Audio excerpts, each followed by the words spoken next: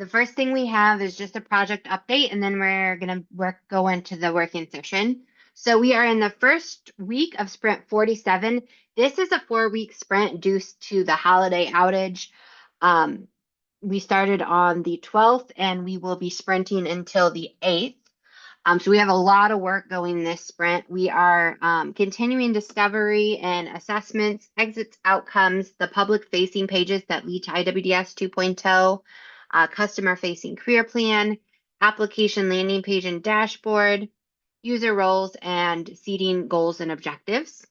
And development, we have customer intake, application, service assignment upgrades, employment outcomes, education outcomes, pre-screening, training plan reapplication, data migration, and seeding. So we have a lot of work going on in those areas. And then for today's working session, we are going to be going through the feedback for UAT that we have for pre-screening. We also just recently got an update from Do It about some changes in the ways that we log into UAT and the authentication that we can use. So Lynette and I will be going over that with you after we go through the pre-screening information. And then if time allows, we will look at what we have started for the goals and objective feedback for UAT. That is still open through the 23rd.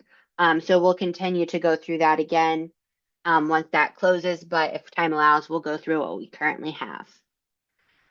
So with that, I'm going to start us in the pre-screening UAT.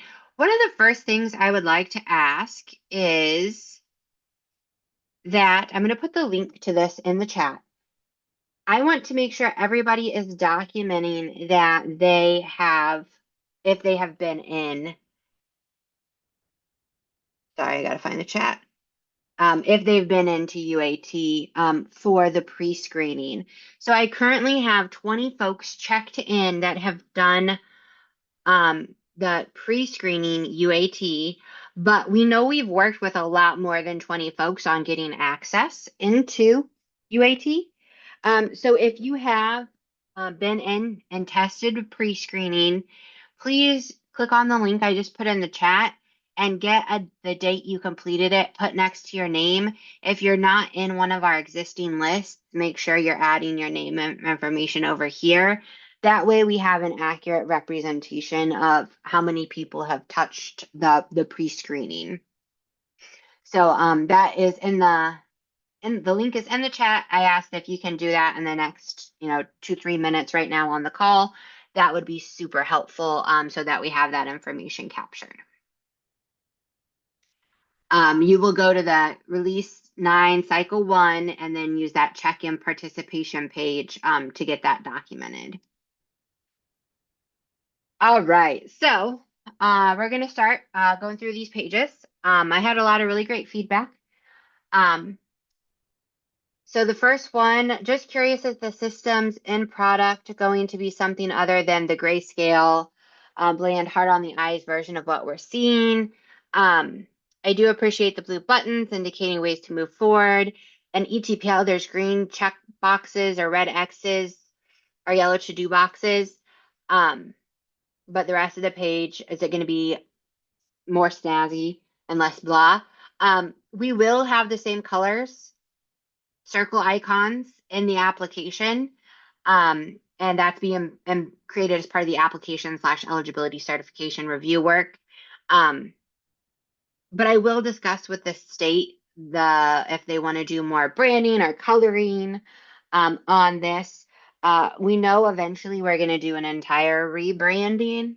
And so a lot of that will bleed into how we brand IWDS 2.0. But we have not had that branding conversation yet. So I do have that flagged as conversation to circle back to the state on like the branding and the coloring and the visual of some of these front-facing screening tools. Does the introduction, welcome to the application pre-screening, come after the customer has viewed some sort of orientation video? It's going to display welcome to the application pre-screening at the top above the welcome.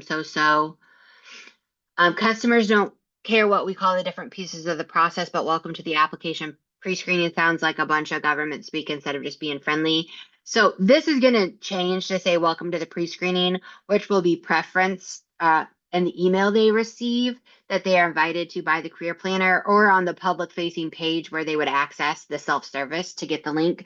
So we're not going to call it the application pre-screening. We're trying to use the term pre-screening pretty consistently in the marketing so that when they get to it, they're like, understand this is what they've either discussed with a career planner they're going to do, and they'll get an email and it'll say why to complete the pre-screening and stuff like that. And then we're also working on creating that front-facing like page where they could access this on their own, like self-service. And there we're referring to it as a pre-screening as well. And as I'm going through this, if you guys have any questions or comments based on the responses, definitely put those in the chat or come off of mute and we'll talk through them. There are some areas where I do have question or need clarification. A lot of this, though, I have addressed either by already making cards or flagging for discussion and just want the group to be aware. Um, so, David flagged that when he used his real email address, he got the email, but the first sentence was a bit confusing. We're excited to support you train for a new career. So we did change that. I already have it updated. We're excited to support you as you train for a new career. And that is dynamic. So based on if you're coming from the self-service route, you can say like training, career. I can't remember. There's 3 buckets, but whatever bucket they pick, this it says we're excited to support you as you, and then it would dynamically insert the how can we help you selections that they made. So that's what this text is just kind of showing. When you pick the train, it reads this way, but if you pick find a new career, it says we're excited to support you as you find a new career. So that update has been made to make that language more clear. This is another comment that they agreed with Crystal's comment above about branding. So again, flag that for state conversation. Again, no other issues, but agree about branding, flagged that. Agree on the visuals, so that's been flagged. And then can we remove any time since many offices have hours? So in the introduction, it says it's okay, you can still visit your local center anytime for free help. So we'll take that out because, yeah, they can't really go just anytime. It has to be during the hours. So we have a card created to just take out the word anytime. I did note, Rory, you'd noted that you didn't have a hard time reading it. You liked the contrast here. So as we talk about the branding too, we'll make sure to bring this into the conversation to highlight the things that we do like or folks found helpful. That was our introduction page. The getting to know you better page. We have child support kind of included in the legal fines. Like I'm working on paying for our legal fines or child support. I have this flag to bring back to the state to see if that should be lumped into the same section or if we want to break that out somewhere else.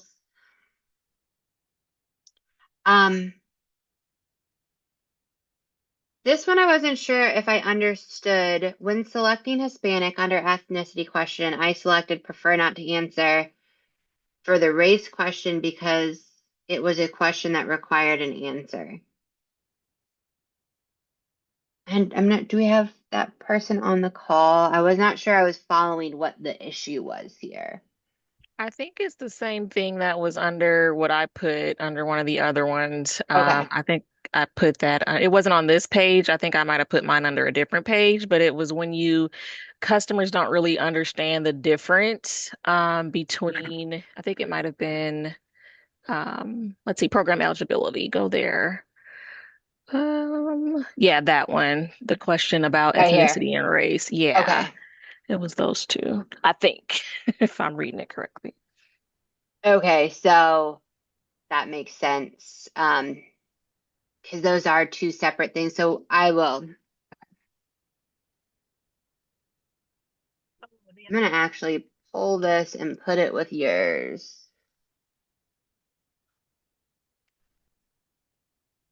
And then I need to pull all this stuff down, down, down.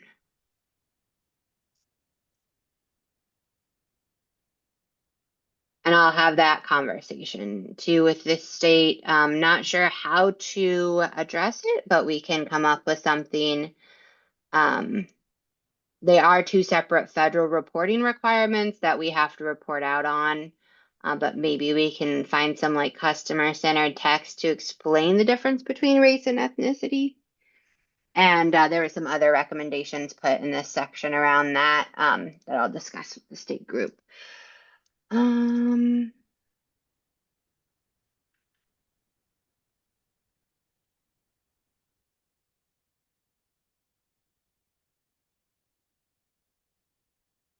Orange indicates like action items that I want to follow up on.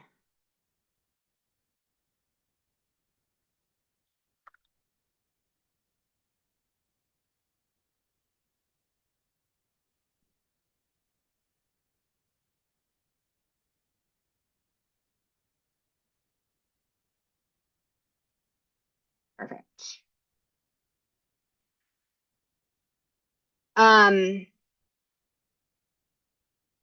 there's another comment about some sexual orientation stuff too. So, federally, we're required to report to DOL via the Pearl.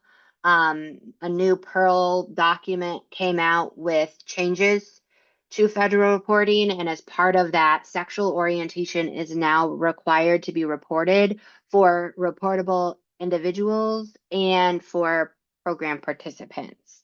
So that is why that question was added, not for any other reason that we're now federally required to report that. I believe that the go into effect date is July 1. That's why we're not worrying about adding it to IWDS, current IWDS.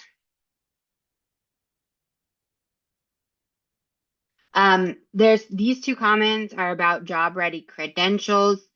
So I have this flagged to discuss with the state, either potential for info bubble or look at possibly like a renaming of that item. And that goes with this comment too, that customers might not really know what a job ready credential is. Um,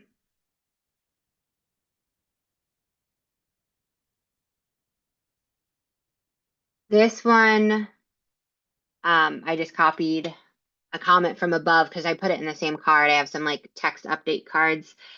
This one was saying that under the job preferences, there is an option to I'm looking for a job close to home or with flexible hours, that these two things are not the same and that they should be I'm looking for a job close to home, I'm looking for a job with flexible hours. Those are two separate job preferences.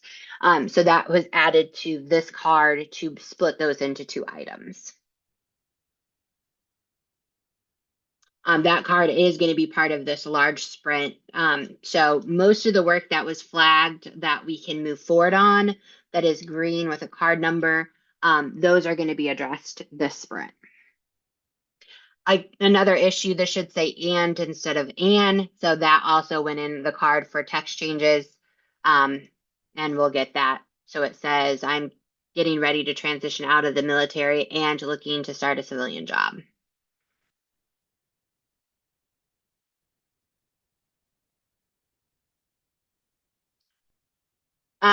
This was saying, do we need instructions on click one of the three choices?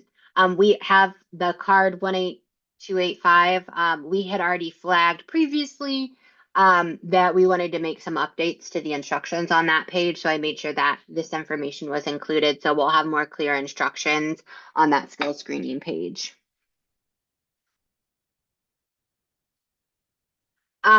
The on the gender question for selective service, the male choice was already blue. Is this because it is most common? No, we do not default gender. So this customer is Olivia Miller. I imagine I would have set my gender to female when I created this account. So when I created this IWDS 2.0 profile, I had to answer some questions, and one of them was gender. And so now that we already know that because it's a part of the profile, this will auto default to please confirm and pull in what these two parameters had been set when I created the customer profile. If I were to come in through the self-service portal here, I'm starting the pre-screening and I have no customer profile. So those boxes, it would not be set. It would be something that they would have to answer, and it's getting pulled out of the please confirm, and it will be just a question they have to answer. So we're not just assuming male.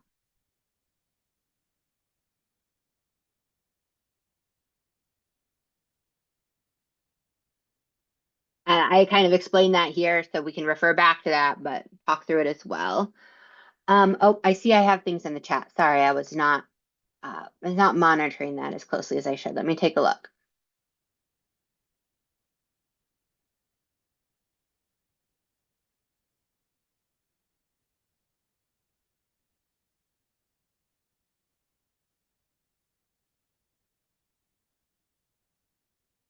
Yes, I agree with the screening. Oh, I see that. Yeah, okay. So we'll look at like how we can make that more clear.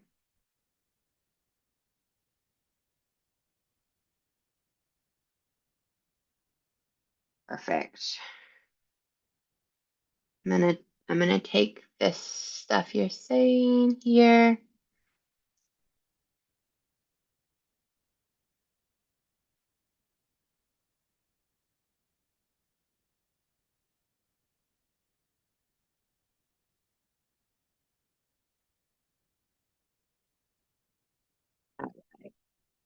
Capture that stuff from the chat as well.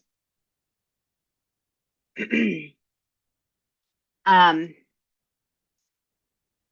if they mark, I can't do this yet for the English questions, will they be prompted to answer a prefer language question? Um, so we do have,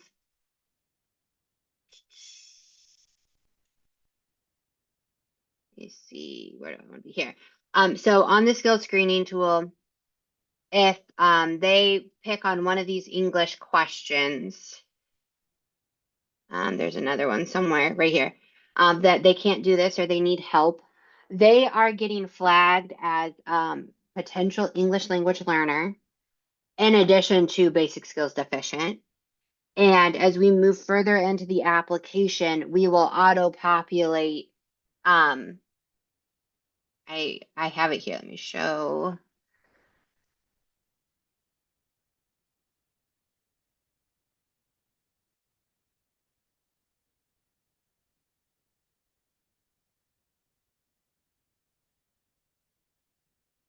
Oh wait, I went too far. Private information. We will auto populate which parts of these are hard for you, and then we'll also ask if they have one of these selected. So we'll push it through. So if they had checked on I can read and understand stories, articles, or directions written in English, they say I can't do this, then we're gonna auto mark that this is hard for them. We'll auto answer that because they've already told us we're passing it through. So they'll confirm that's correct, and then they'll get the question, do any of these apply to you? And then they'll also be asked to identify what their primary preferred language is.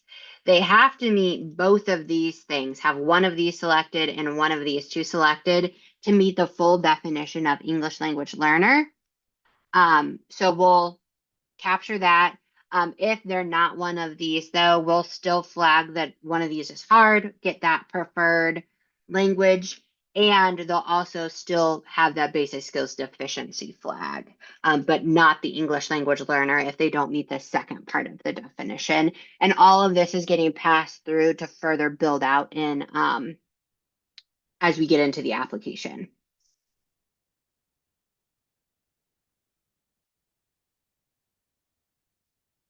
Any questions on that one?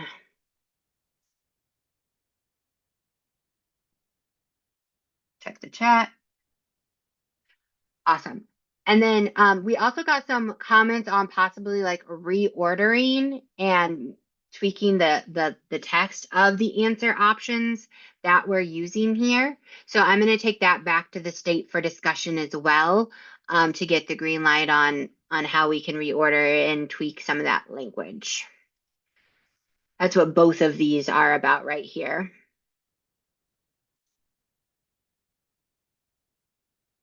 And then I'm going to take this to that discussion as well, that it's definitely a good topic if they can't speak English well enough to get or keep a job, but the responses could vary depending on the individual's perspective. I believe this is part of your current skill, the basic skills deficiency tool, so I'll just need to take a closer look at the policy in place. Yes, so this right here, and as part of the text, we're gonna have on this page, we're gonna update this blue box text. And then we're also, if you're logged in doing this as a career planner, we're gonna have some additional text that explains to the career planner that this is the basic skills screening tool. So this will replace the basic skills screening tool.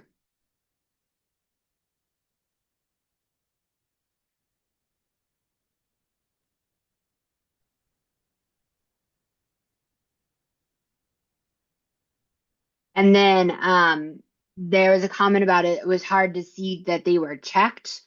So I'm going to loop this into the larger conversation about the visuals and branding because we use the same concept of making the boxes the shade when picked across the board for those button-like question answers. And that could have just been me, by the way. I was just saying that the contrast, I had to look a little bit harder to see it. I don't know if that's the same for everybody. Yeah, we're going to run this through an accessibility scan too, to make sure not only can like we visually see it, but is it also meeting all the accessibility checks in place to make sure those contrasts and coloring meet what we need to have in place for accessibility needs? General eligibility, no issues here. Program eligibility, another comment about the sexual orientation. Again, it's a Pearl thing. I will see if there's different wording that we can use to still be compliant. But this very much, there's another comment about this somewhere else. And I mentioned if this gets taken out of the Pearl, we will get rid of it in the system. We didn't necessarily want to include this. This was not like an option that we came up with when that new Pearl came out. It's a new item at the very end of the Pearl. They added two new things, and this was one of them.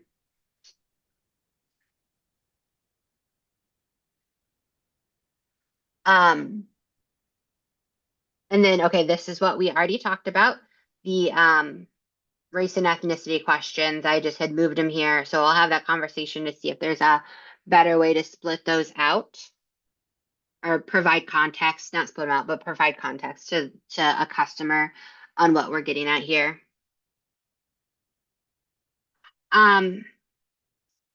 So I am going to take this back to the state. I worked with Kelly Lapatino and a couple other folks on how we would word the questions to screen for potential dislocated worker tracks.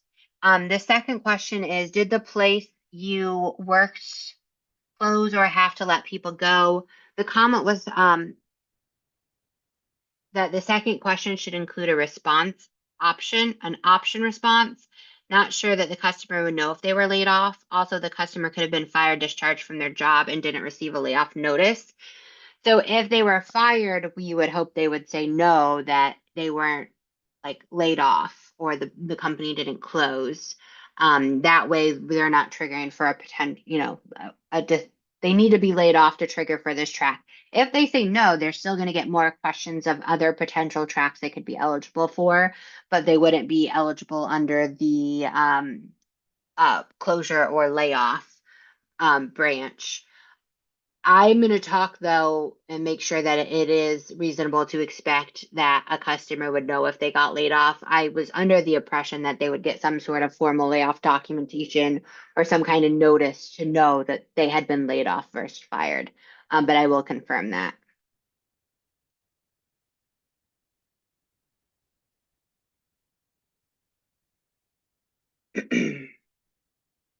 um, this is, here's the other sexual orientation question. It asks if after that we would identify uh, how they prefer to be identified, he, she, her, she, he, him, etc. Um, again, added because of Pearl. We did originally have that, but we took it off. And that's not something we're planning on adding back in at this time.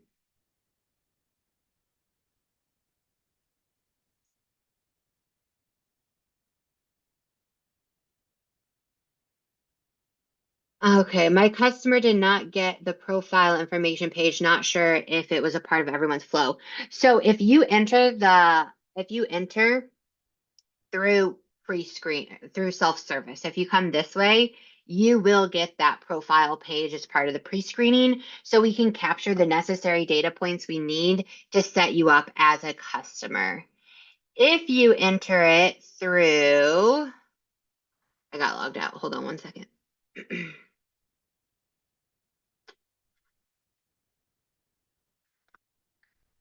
Gotta get all my codes.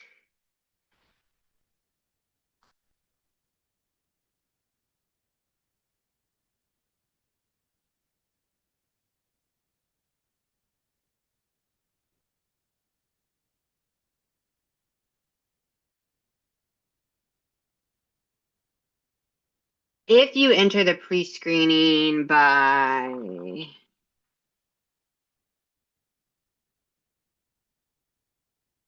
coming through a customer profile, again, this UI, as a reminder, we are completely redoing this. So the feedback here we're not looking for because it's really going to change. I know it's not the greatest at the moment, but if you were to come in this way to do the pre-screening, either do it with them or send the customer a link to do it this way, we already have all that information because to even get here, we had to add the customer. You do a dedupe search first. Oh, there's two of these people. No, that's not who my customer is. I'm going to add them, verify. I'm actually making sure I'm not adding a duplicate. This is the profile page. So I've already done this to get that customer record, but if they come through the self-service, they're not a customer yet. So we have this page embedded into the pre-screening so that we can get this. So when the time comes, we can take that pre-record and make it into an IWDS2 profile. So that is where that look is a little bit different. For some people, there would be a profile page right here if you came through self-service.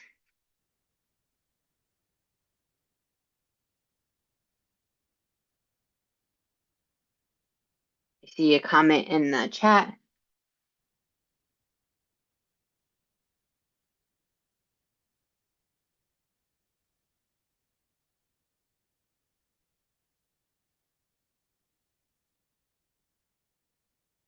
Yeah. Yep. And so we tried to build the flow that it has sorry, I'm rereading this. That if a customer let me see.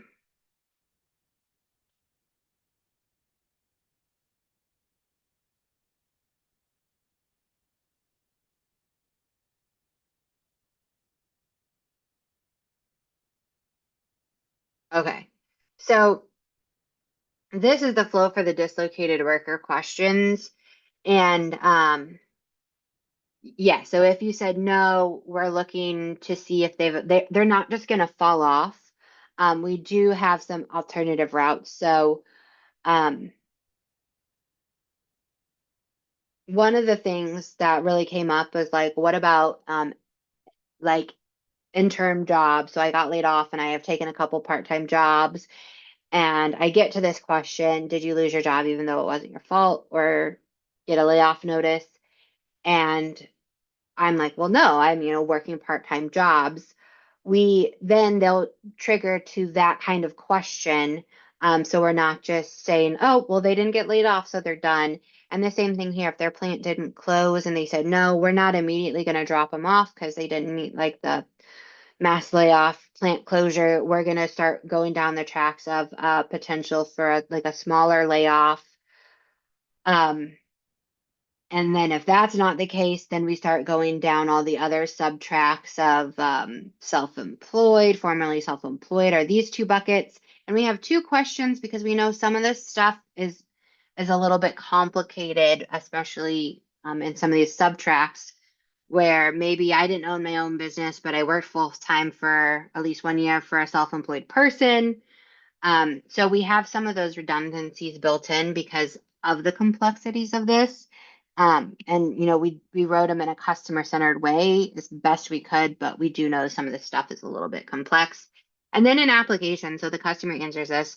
An application, we're re-verifying, like, please confirm this is correct.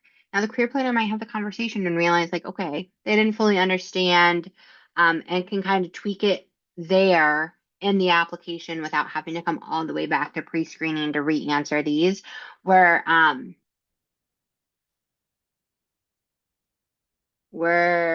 bringing it back in. So when we start talking about household employment in the application, we're going to redisplay. So like, please confirm this is correct, that these two things or whatever, three things, whatever they might be. And if they say no, we're going to reopen this decision tree for the career planner to be able to help make sure they're hitting the right track. And we'll even show the like, displaced homemaker or whatever it is based on what we know here. And then based on that, we go down the appropriate question set we would need based on which track they're triggering for. So we have some redundancies built in here too. I'm kind of talking ahead because I have all the comments fresh in my head. Somebody had made a comment they couldn't get back to the pre-screening. We are working on the UI to make it easier to get back to that pre-screening. That's part of what we're doing on the hookup of that landing page. But we've also, the flow would be, we would not expect career planners to realize something was done wrong and say, oh no, I need to go all the way back to the pre-screening to fix this. A lot of this is incorporated into the application as part of their review that they can adjust within the application. We don't want them having to hop back and forth all over the place to just do the application. So a lot of what we're doing is, I think I might have been here. A lot of what we're doing, it's kind of hard to see here. I don't think I can zoom. Is in the application, we have these gray boxes and it says, please confirm this information is correct. And we'll like house the information we already know so they can edit it on the fly and get the appropriate question set they need in the application. Go back down to this question.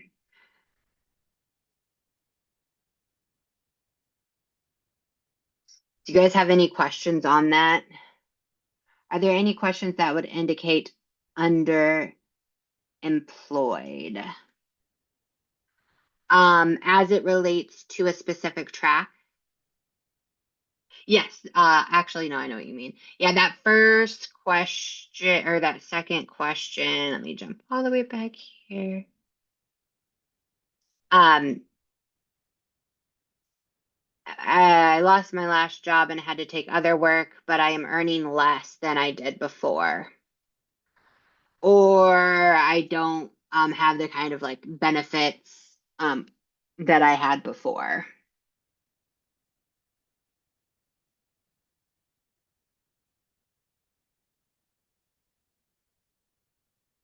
Yes. So in the comments, where the career planner We'll always be able to get back to the responses the customer submitted in their pre-screening, but instead of having to go back to the pre-screening, they're just going to be embedded as part of the application.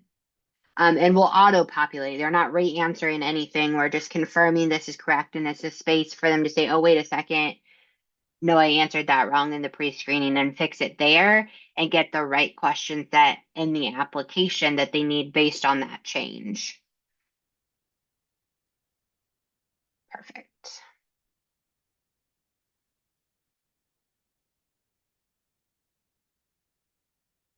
I got this one question and I was not able to replicate, so I want to see if I'm missing something. So when I try to select a previous page button, if someone notices an error, we're on the review page, they would like to go back. The system requires them to check the boxes for I confirm. So I was not able to trigger that. I want to walk through that, and I think Nicole, you're on the call. Let me know if I'm doing something different from what you were doing. Let me pull this up.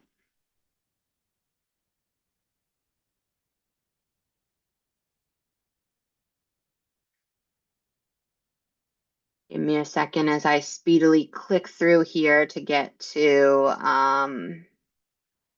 the review page.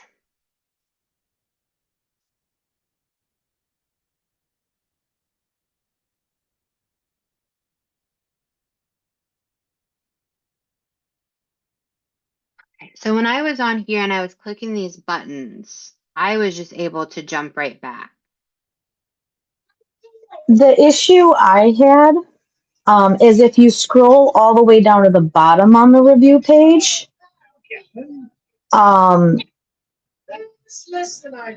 you hit previous page, it makes you check those I confirm if I want to go back to like the previous page instead of the go back to program eligibility. Gotcha. Okay, I did not click that previous page button. Okay. Oh, you even put previous page. I just was so used to the back to section buttons. I will create a Because card for that. I will admit I honestly didn't see those little links embedded in the go back there, and that might have been me just overlooking that part and just looking for buttons to click No, to say go next or go back. I'm glad you flagged that because yeah, if they're moving back, it should be a moving forward kind of thing. So I will create a card for that these should only be checked when you're moving forward. But we should be able to save and exit and move back without these. You just can't go on to the next step page until you've agreed. All right. Perfect. I feel like I need this to be brighter or bigger, and it blends in. I'm gonna bold it and make it a little bigger. All right. Next steps page. I'm updating some text to this. We had actually, some other folks had noticed in the state session we did. So that was part of the text card to get that updated. Yeah. No issues here. So I had two comments about this. The customers will be able to start their application on their own. Customers can go all the way through application before they're required to then meet with a career planner for eligibility certification. I don't know if you guys have any more questions or comments on that, but there was two questions regarding that, this one and this one.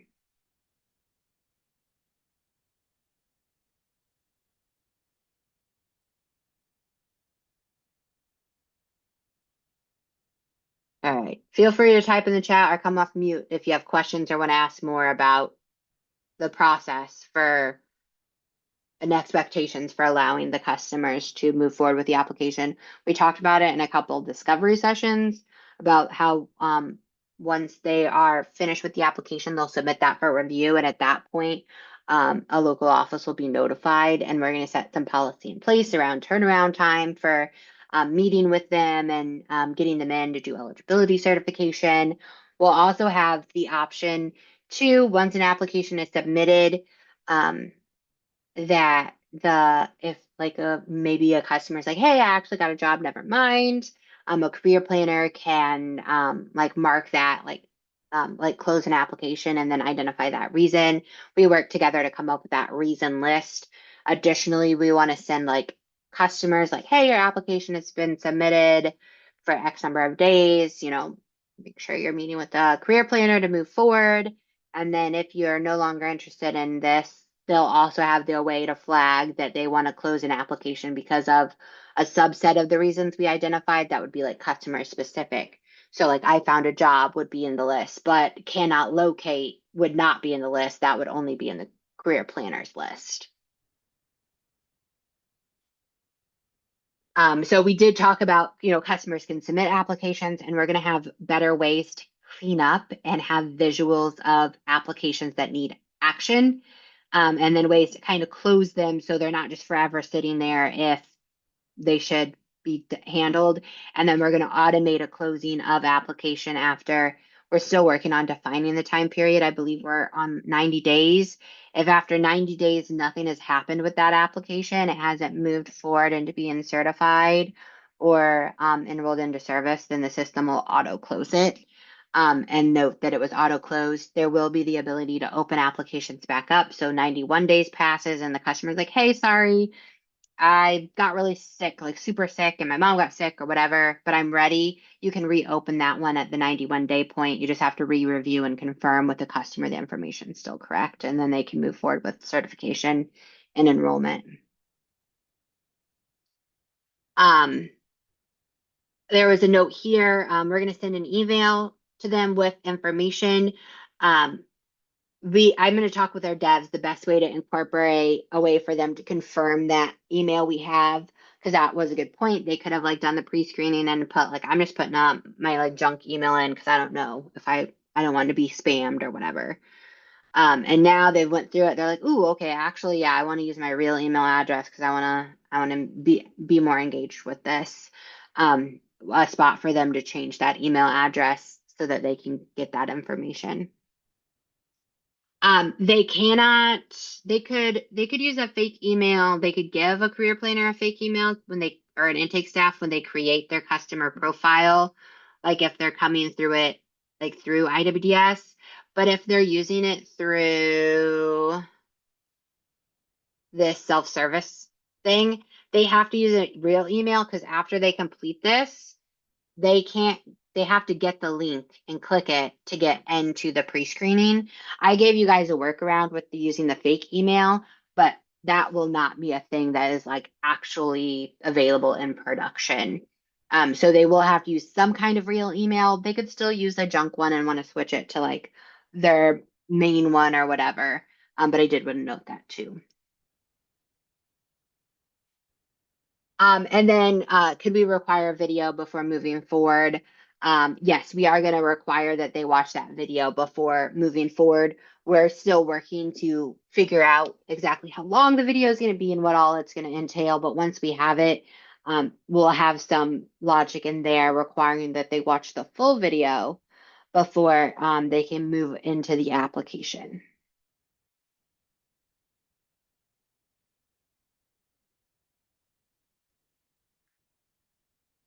All right, and then just other feedback.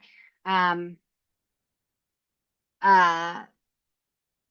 this person did multiple Jessica, and they triggered for adult and youth. It should have been an in-school youth. That as we move further into the application, like you'd mentioned, we will start moving towards those more specific tracks, in school youth or out of school youth, and the type of displaced homemaker they are. We're gathering that in pre-screening. We have a pretty good idea based on the tracks that they're moving down, which one they would be. So that is something we could make a little more front facing. However, we haven't got to a point where we've really verified it. So we decided to just keep it kind of high level at pre-screening, and then an application, we're going to start really verifying they're in school, out of school, formerly self-employed, all those fun things.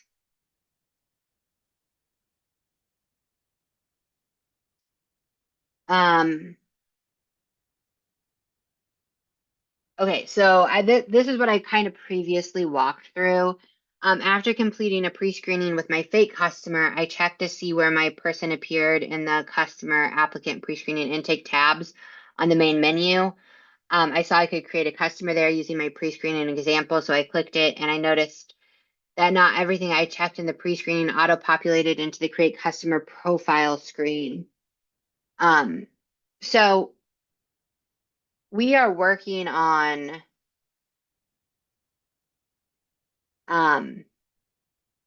having a process. So if you, I mean, Crystal, I might have to have you tell me a little bit more about this. I think I read it differently when I read it first.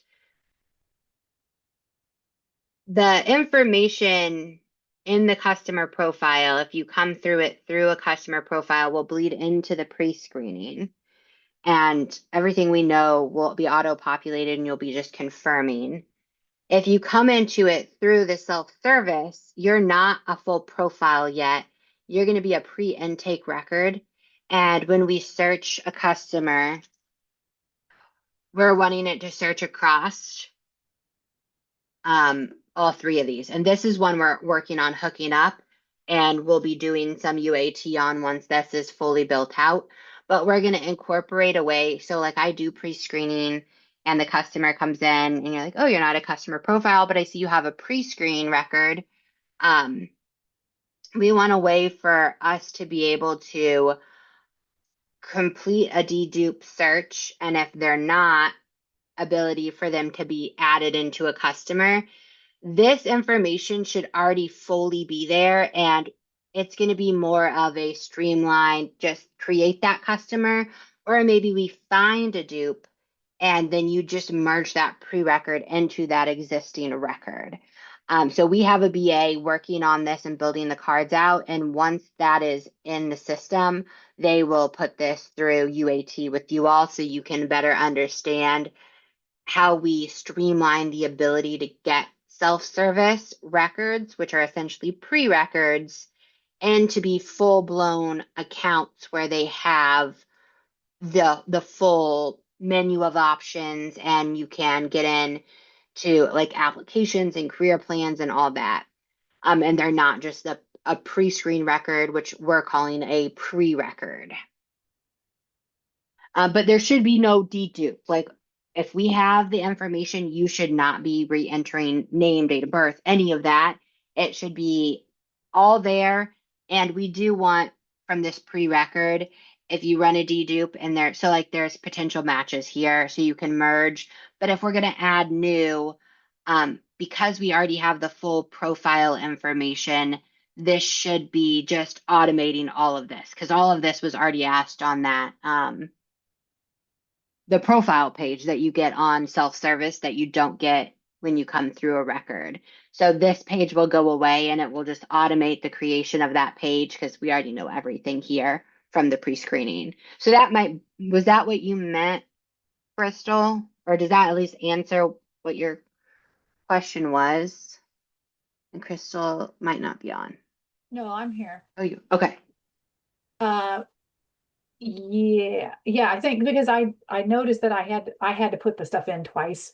And so I think what you're saying is that you have something working on that it's going to do what I was saying, because it looked to me like it just wasn't synced together yet. Yeah. And so, yeah, if you were seeing this page through that pre-record, yes, that is correct. This should all already, you shouldn't even really see this page. If you click add customer, you should verify, yes, I'm not adding dupes. And when you click verify, essentially it would just autofill that entire page behind the scene and create the record.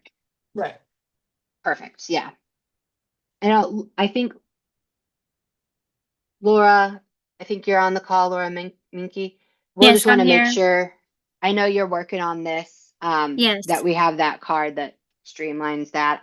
I know it's still in progress under you, so you might Yeah, very much I have that. actually, it's already submitted actually. Awesome. Yep. And so for the rest of the locals, we'll be going through this pre-record intake tab with you guys soon. We had just kind of started this process of how do we get these self-services now back into the fold.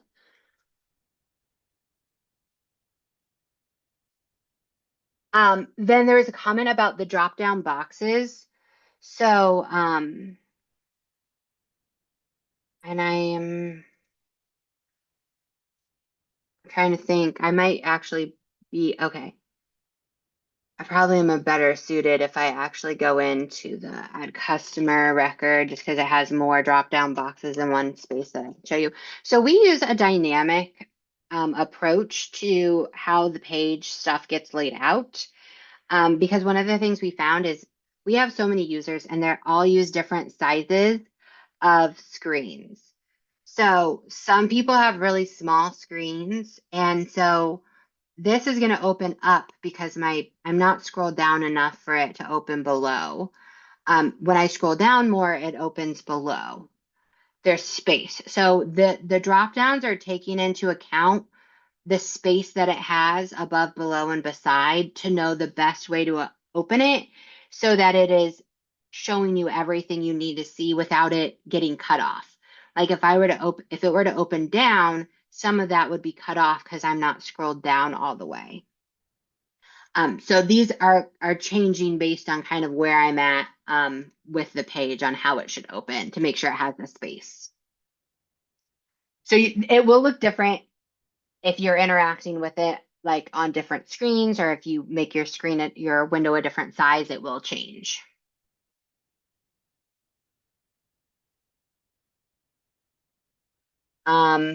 I did have I just didn't make it all red. Okay.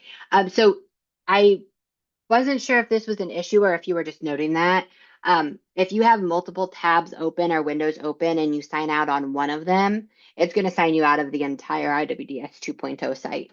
So like if you have, all these open and you click to sign out here, it should sign you out across, like you're just essentially signing out across the entire application, not just the tab.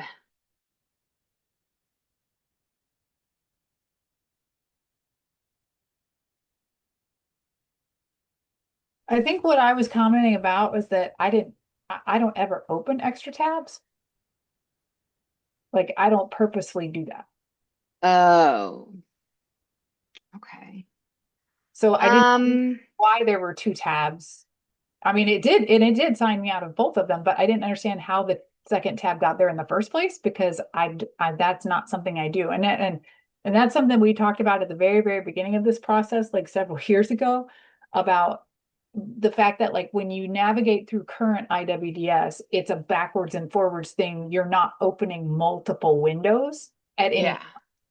And we were concerned in the very initial phases of development of this system altogether that we didn't want it to do that because a previous system, I think it was the food stamp system or something, it was developed and then it had all these tabs open. And by the time you navigated backwards, the first one had closed you out and people were losing information, all that kind of stuff. And so that was a concern. And so I didn't understand why the second tab was there in the first place. Yeah, I'll have to do some testing to see. The only thing I could think, because we try not to, like, is if when I click play and I'm going into stuff, like it's just keeping me in the same tab to open those. But one thing I know I do for some, I don't know why I do this, is when I click the link, it copies it, and I typically always open a new window and paste it in there. Oh, That's a conscious decision I made, not something the tool is doing. I could have pasted it in any tab, but these self-service ones, we'll do testing though and see if I can flag if any of the pre-screening stuff is opening in a new window. okay. Um, Because that leads directly into the question that's in the chat is that if that should happen, is it going to auto save what you had so you don't lose stuff? yeah, it shouldn't open a new tab, especially when you're like in that. It should auto save like things you have done on previous pages and save. I'll have to look. I don't think it's saving like as you're halfway through a page. If you don't click save or next page, I can't remember off the top of my head if it is saving that work or if you have to fill like click the button to make it save. But I will explore the ability to save, like auto save as we're going through the pages. Because I was wondering, the other spot is, does the application open to a new one? Nope, it opens in the same one. I'll do some more testing around that. Yeah, I was wondering that too. Sometimes it is by design, like in Illinois WorkNet with the WIOA approved provider search tool page.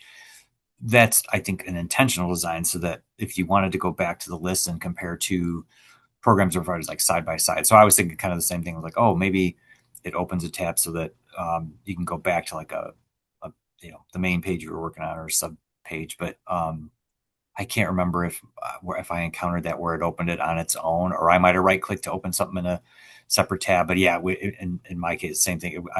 It was consciously I did it so that I could kind of look at the two things side by side. But yeah, I was just kind of wondering that too. Like if you're designing it so that on certain screens it will open up a new tab or window for a specific reason or not. But it doesn't look like it is programmed to do that. So I guess we'll see what you find out. Yeah, especially for, there might be some spaces where it makes sense to auto open things in a new window, but in pre-screening and everything we're looking at today, that is not the intent. It should stay in the same window that you're continuing to move forward. So we're not accidentally moving out, not saving something or picking up in a weird spot. So we'll definitely do some testing around that and make sure that we're flagging it. Nicole, you have your hand up?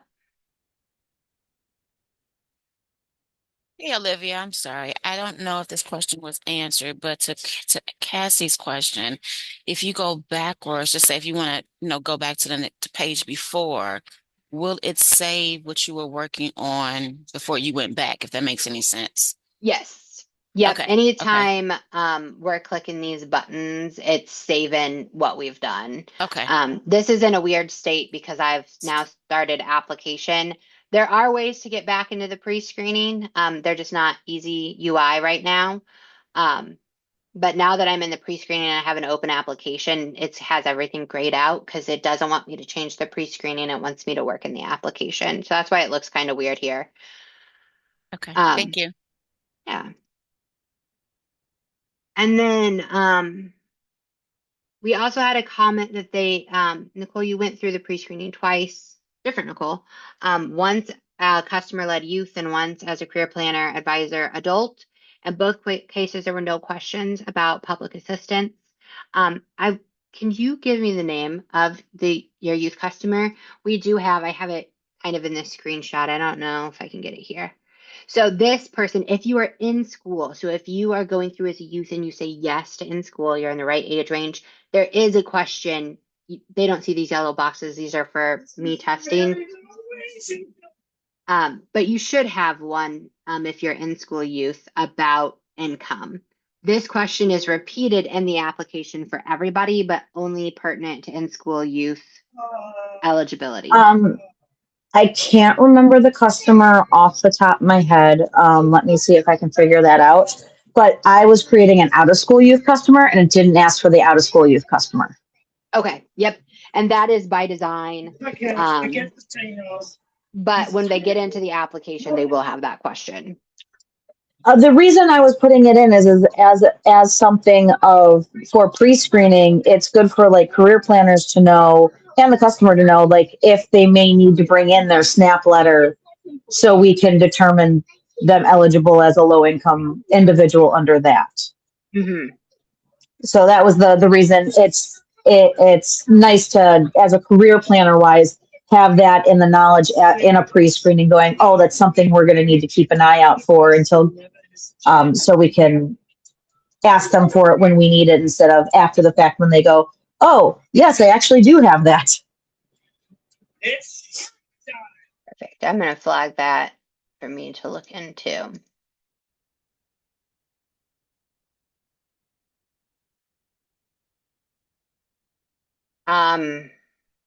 This was a comment I've kind of answered in other spot. There was not an easy way to get back to the pre-screening. Or no, wait, I'm sorry, that's not it. also went through twice.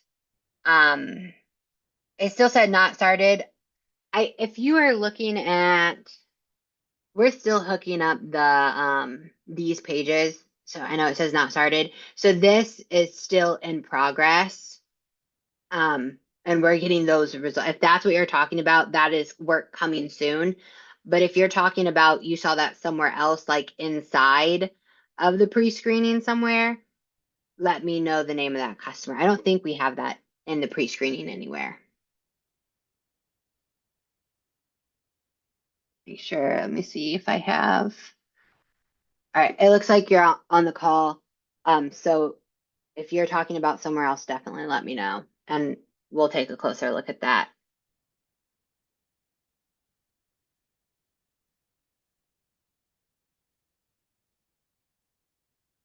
And this question I already kind of answered in a roundabout way with other questions, and we looked at this. So this is they needed to update something. This is what I thought the other question was about. They needed to update something in pre-screening, but realized there wasn't an easy way to get back there. Again, we're pushing that information forward so you can just keep working an application and get it updated. We do so in this situation though, it would have been great if you hadn't even started application, maybe needed to change something. How do you get back and see that? Or maybe you want to see pre-screening data before you move into application. We do want routes to do that, so we're working on that UI. But as a natural, normal flow of how a career planner would engage with this or a customer would engage with this is they would see that in an application and be able to make those updates. So with that, we have gotten through all of the feedback. I want to check here and see if we got any more folks putting dates in.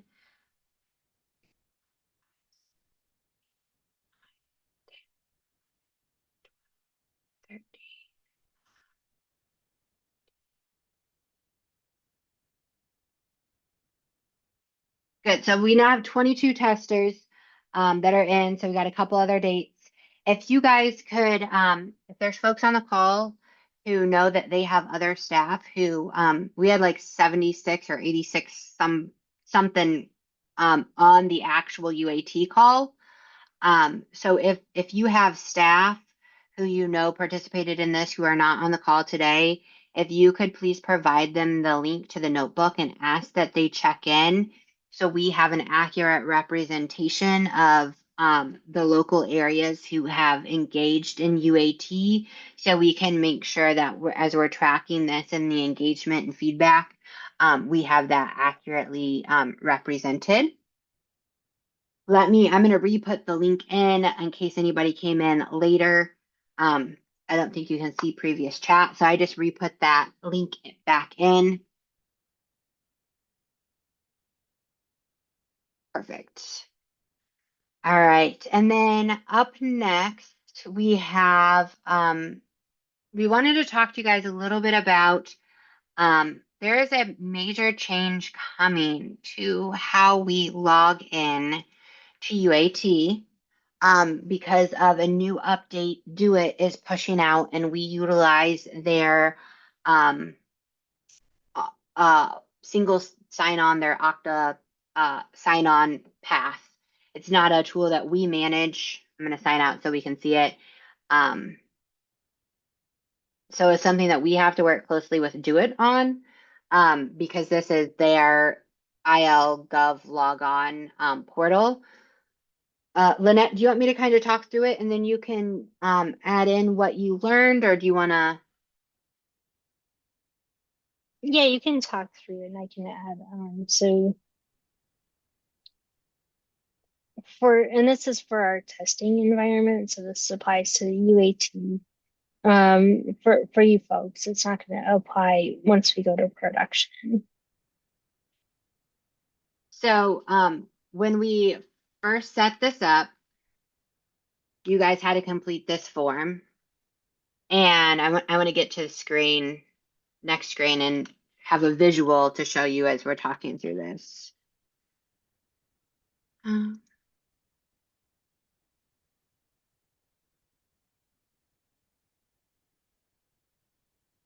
So when you set this first thing up,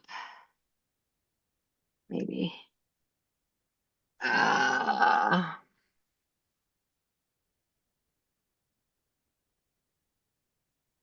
it's gonna make me redo it because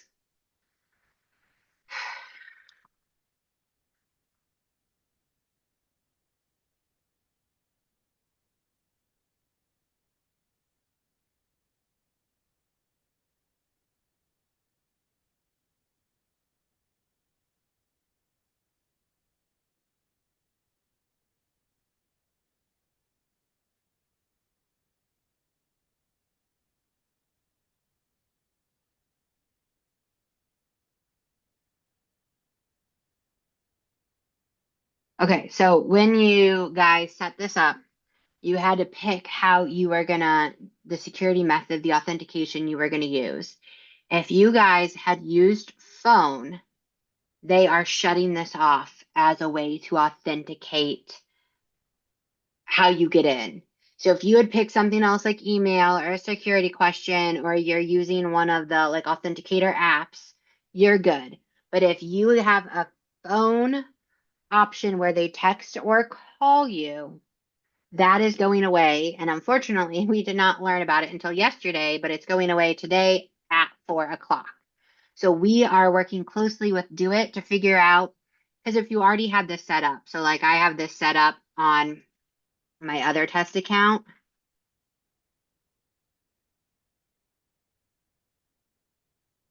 maybe.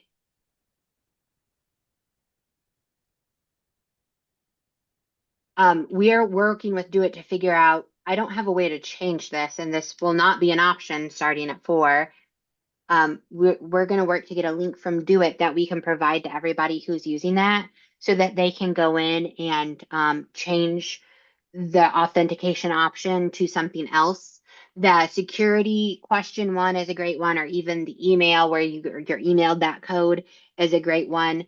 If you did not choose phone, then you're fine. But if you did choose phone, um, there's changes coming to that, and we're going to provide instructions for how to get that fixed.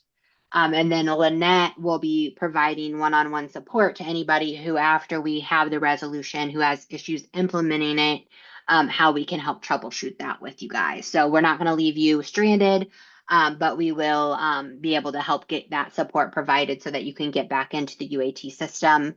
Unfortunately, we were not aware of this until yesterday, late afternoon, or we definitely would have provided more direction and leeway to prevent the potential for us not being able to get in until it's fixed. Yeah, so for state staff, we have a workaround because the Illinois.gov emails, they have a way that they can go in and change that with their Illinois.gov accounts. And Lynette is going to be sending an email out to the state folks and working with you guys and has those instructions. But then we have to work with Do It too on we have a lot of external users who don't have the same state level like accounts that they can change preferences on. So we'll be providing separate instructions to all of our locals as well.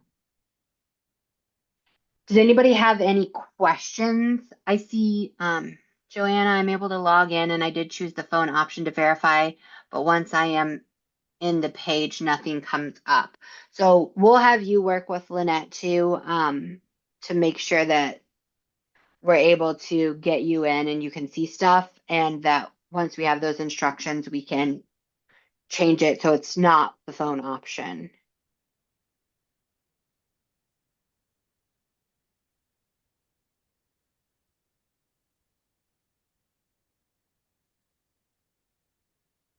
Oh, and Andrew, I just saw your thing. There was a typo when you get to the responses for the waiting for registration. Must be previous submitted your registration once you admit. I'll note that too.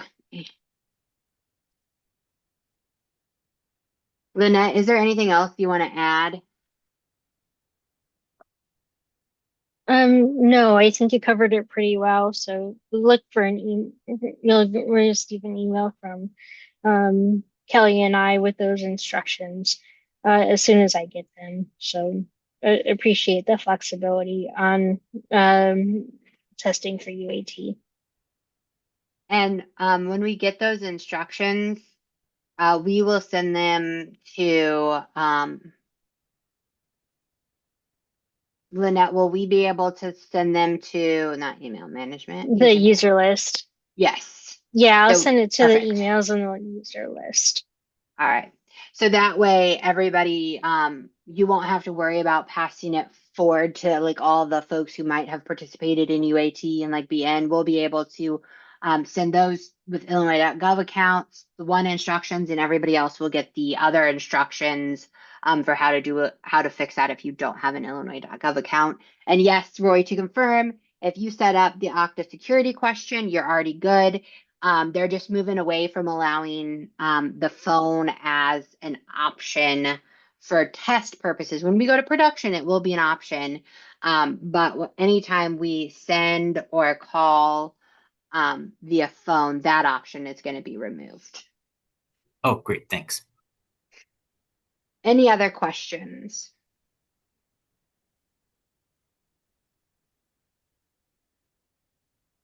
All right. Andy, we have 15 minutes left. I'll pass it over to you in case there's any high level things you want to discuss in the remaining time with folks regarding the goals and objectives. Yeah, I noticed there hasn't been much in here yet. Give me just a second here.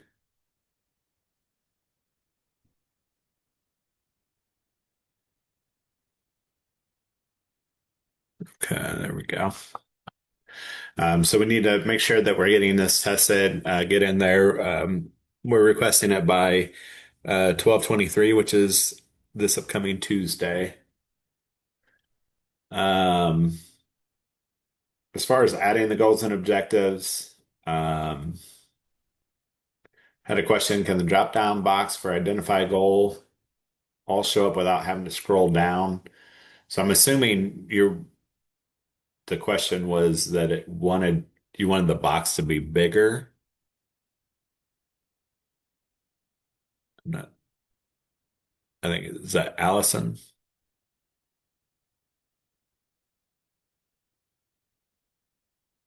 Yes. Okay. There we go.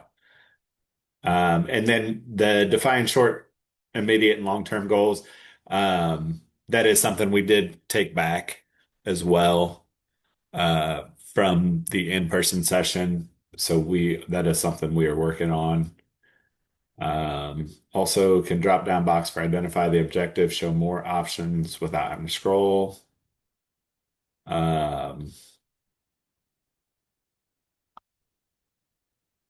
Yeah, I'm assuming it's kind of the same deal. Just you're looking for maybe a bigger box there.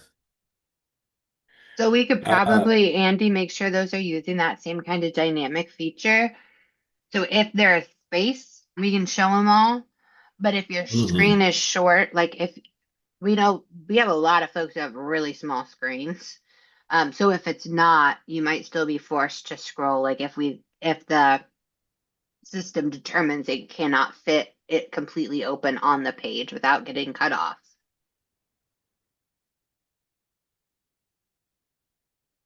Yeah, okay. Um, and then none of the personas have, so I had to set up a different persona list than the one that Olivia's using because those people that we use for the in-person, for some reason, their applications were removed. We do not have a way to add applications right now in UAT. So I have a separate persona list that's listed on my testing document that was sent out. Make sure you're opening that. The other thing too is there is when you're in UAT, you'll be able to see on the customer list whether or not a person has an application.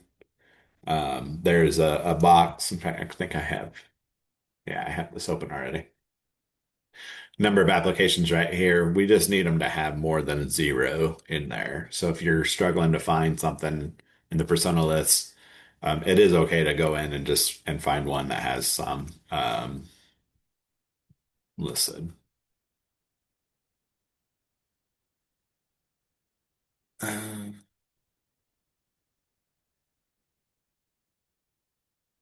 Sorry, hang on a second here.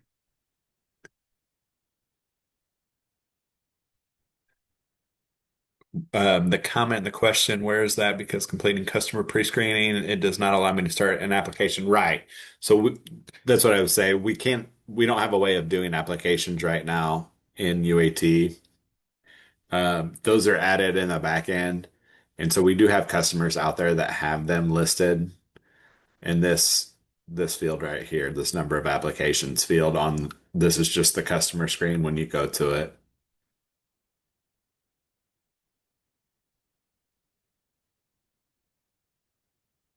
Uh, Gets back.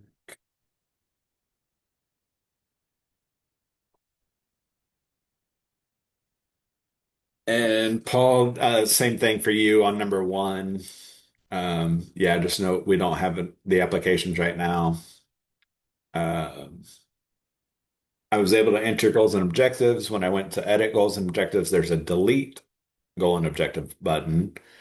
So your thoughts are that we should not be able to delete them. Those goals were established and worked on. Um, yeah, so for goals and objectives, there I know that there is a way, Olivia, right, that we or an option that we can say that it's no longer needed without actually deleting it. So my understanding is the deleting is if there was an error in the original entry. Yeah, as long as no data is associated, open data is associated, we can delete. But if you've added a goal and objectives and tied services, then you have to either, if it's an objective, the services all have to be closed, and then you can discontinue the objective. And then the objectives, you cannot like delete or discontinue a goal with open objectives. You have to make sure everything else is discontinued. It all rolls up, so it has to kind of align with that thought process in place. But there is a discontinue option that, yeah, you can discontinue that. And so like you have to, if your goal is going to be open, you have to have an open goal objective as well. You can't just have a like remove the objective but keep the goal as in progress. So you can mark the goal as not started or also discontinue it to make sure those two things align. But yeah, once you pick a discontinue, you have to set the reason why. So it could either be discontinued if you go down to the objective, Andy, that now that discontinue reason shows and you can say that it wasn't achieved or it's no longer applicable.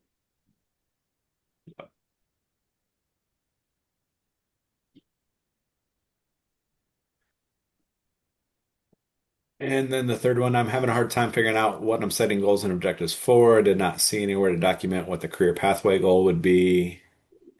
So you could set it, but there is nowhere that documents for what I am setting the goal and objective for. Asking Yeah, if the Go could I ahead. elaborate on that a little bit? So I was looking at the career plan, right? Career planning policy and all that kind of stuff. And also for WIOA, right? So the ultimate goal for WIOA for anybody is not training. So it's finding sustainable employment, right? And training is a step or an item or an objective that you go through and achieve in order to get to that career pathway employment.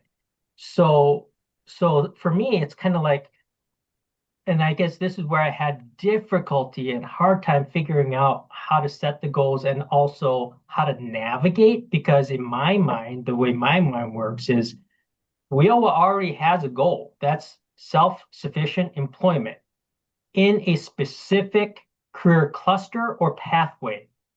And I think that's pretty clear in this career planning policy. So that's the We're going to goal. rewrite that policy, Paul. Oh, you are? Oh, okay. Yeah. Yeah, I just put that in the chat for you guys. And Okay. for a minimum, the participants, especially adults with dislocated workers, will need to have an employment goal. And for youth, it's either employment or education goal. So the system will ensure that That's Okay. correct, Olivia? Yeah. So then will there be like, there wouldn't, because in my mind, there would be only one goal, right? And towards what the WIOA outcome is supposed to be for the career planning policy. And then everything else would be steps or items that need to be completed in order to reach that goal. So there wouldn't be 40 sub goals and separate objectives for each goal, sub goal.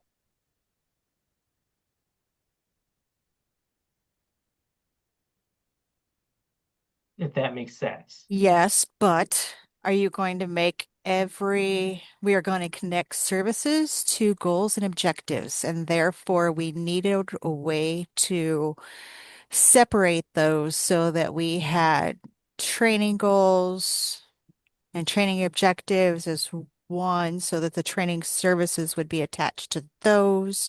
We are looking at the goals and objectives to maybe to pare them down, but the reasoning, um, the reasoning is that if an individual is, yes, they want to go to into employment, that should be your default goal. But if you're looking at training and you want them to do a wrap, then the wrap is the goal, and there are objectives underneath that as well. So that's the way they were originally set up, Okay. because Yeah. they are tied to services. Okay. Yeah, I was just wondering if there was ways to just tie the services to just the objectives with one goal. Yeah, so when you add a service, you can tie to goal and objective, but if you were to just pick the objective, it should roll up the goal because the objective is tied. The goal will allow you to, like, if you have, like, say you have 30 objectives, which you shouldn't, probably not, but you could pick like this goal, and then that list of 30 might go down to 4 because these are the 4 objectives associated to that goal, and then pick that objective. But maybe you only have 5 objectives. You could just pick the objective and it would auto assume its parent goal. Because again, all that rolls up.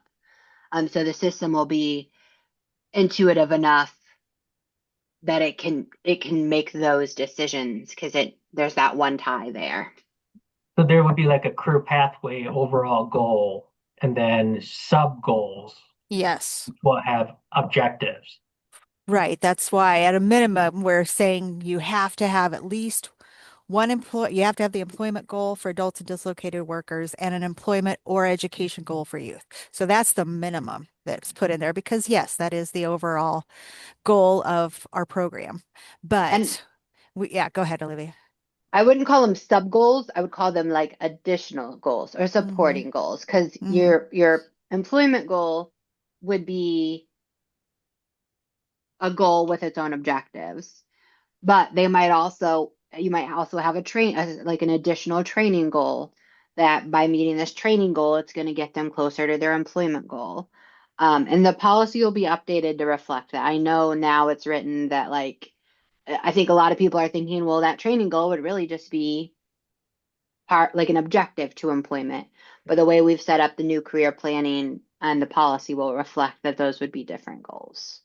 Okay. Yeah, because I just had a hard time, and it could just be verbiage in my head, but yeah, because when you have a career, I don't know how the policy is going to change, but if there was a career pathway goal, then to me, like stuff like what you were talking about, like training, right? Instead of that being a goal, that would be more like a benchmark that would need to be reached in order to get to that career pathway goal.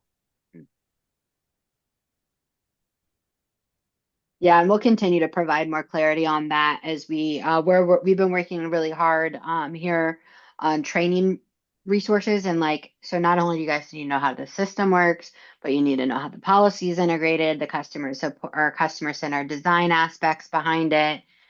So we're working to bring that all together to provide as we get closer to like training, to really paint the entire picture for you instead of giving you the new system, but you guys still have the old policy in your head. So we're working really hard to get that all put together so we can give you the full picture. Thank you. Yeah, because I was going by the old one. I was like, how does Yeah. this make sense to me? I'm trying. And I know we're at time, and I want to note real quick, Andy, because I saw a lot of things in the chat. So a lot of people did use the phone option. So the link we're working to get is going to be like a link that will almost take you in. We're hoping if it's different than what we're expecting, it would be a link that would like take you into a page where you can edit your settings to pick a different authentication type.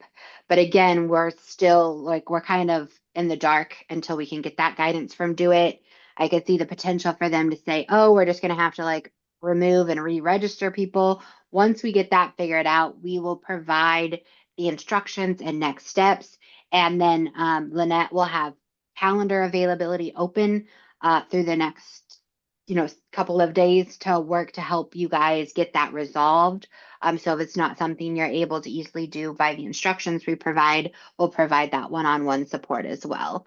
But just know as soon as we get that, we will be getting that to you guys because we know 4 o'clock is going to be here before we know it. And we do not want you guys in a position to where you can't get in. So we're doing our best to like avoid that possibility. So just FYI, we'll provide instructions, which might include a link to where you need to go to reset those authentication options, but it might be something different depending on what Do It tells us. So, Andy, is this a good pausing spot and we can pick this back up with them Yeah. in our next session? Okay. Yeah, there wasn't a Perfect. whole lot left, so. And we will not be meeting. I think we might have in the next few sessions canceled because we hit a lot of holidays. So definitely make sure you're taking the time to get in and do UAT.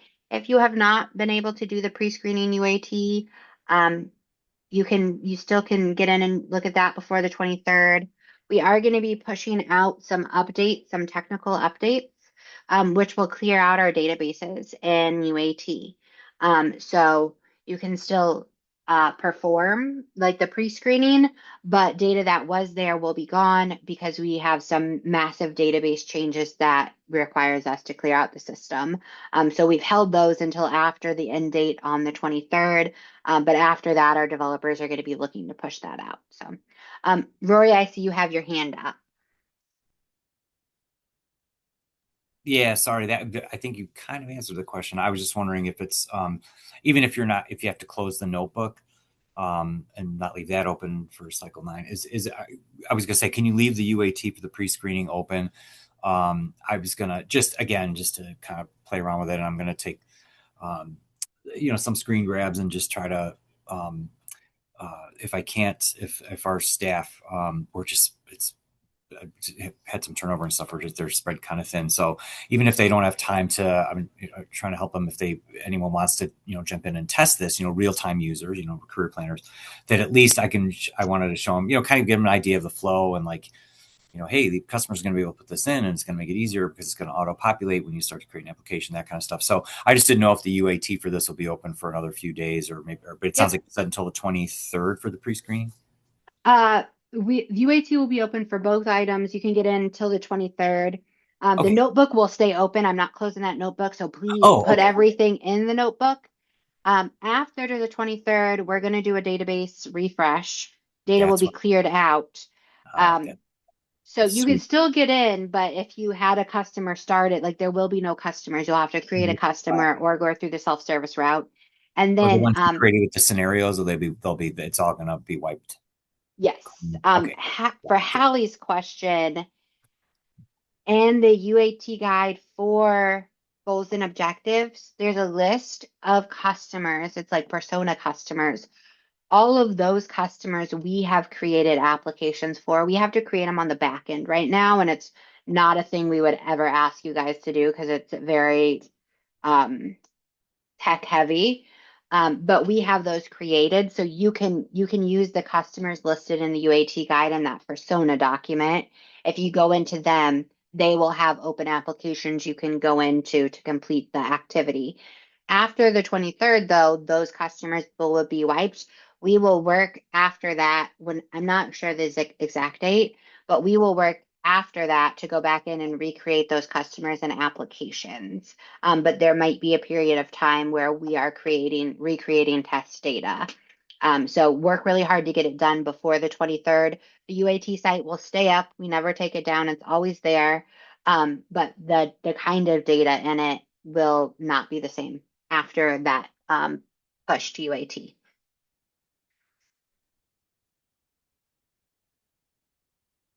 Perfect. All right. Well, thank you all so much. I hope you all have a good holiday break or time off doing whatever it is you're going to do. And we will see you again, I believe, in the new year. Is that right, Kelly? Yes, our next one would be, The 8th? yeah, I believe so. Yep, the 8th. Perfect. Oh, Thanks, that's right. all. The next 2 Thursdays. That's right. Christmas and New Year's Day. Yep. I'd have been the only one trying to hop on the call on January 1st. Well, Bye, all. happy holidays to everybody. However you spend them, I hope they're relaxing and much well-earned relaxation for everybody.